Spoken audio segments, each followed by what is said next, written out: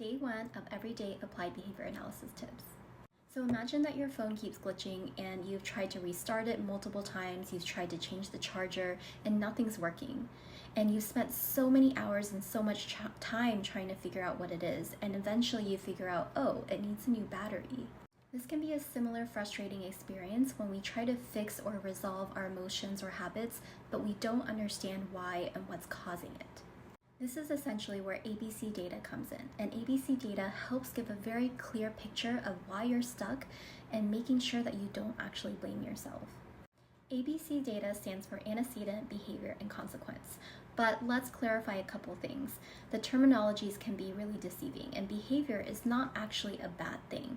A behavior could be me sitting in this chair right now talking. So a behavior is any action or any emotion or thought that comes up in our body, and the ability to write down what we see and what we're observing without actually writing down how we're feeling, what we're thinking, or what might be causing it.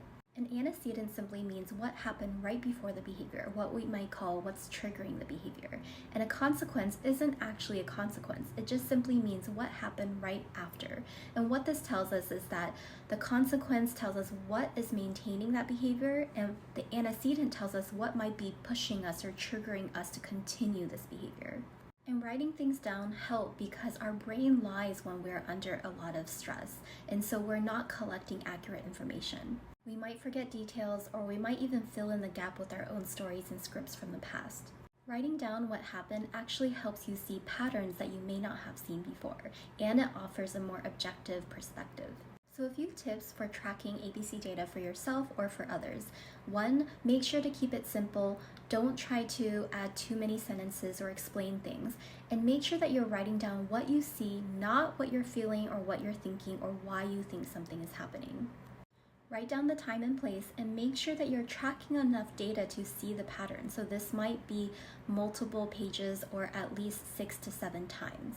Now here's the difference between a trauma-informed approach and a regular approach as a behavior analyst. So a trauma-informed approach takes into account the emotions and the reasons behind what's triggering that behavior. We look at the nervous system, we look at the neurobiology of what might be driving those emotions, those circumstances, and the context. And aside from the antecedent, behavior, and consequence, we're actually tracking the emotions as well as the sensations and body cues of this person.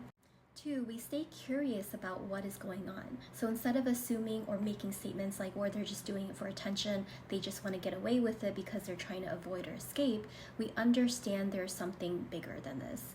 When you understand what's really happening and the actual patterns that are going on in your personal life, this helps you finally change something efficiently and effectively, and it saves you so much frustration and so much time wasted.